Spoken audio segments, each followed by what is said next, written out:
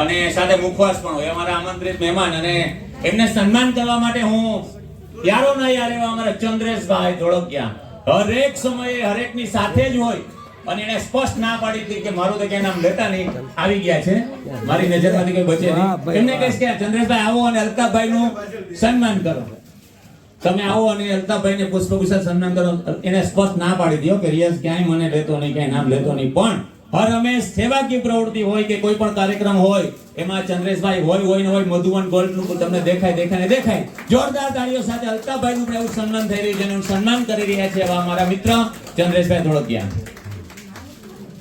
Thank you. जुल्म की आग में जालिम को जलाया उसने,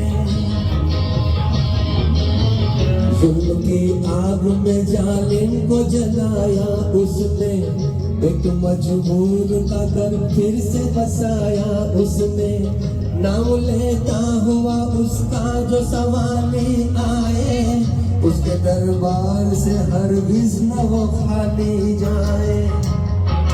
तेरे सही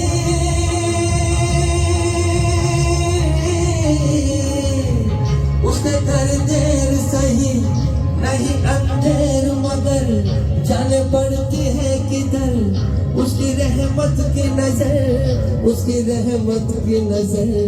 ये तो अल्लाह को खबर, ये तो मौला को खबर, ये तो अल्लाह को खबर, ये तो मौला को खबर.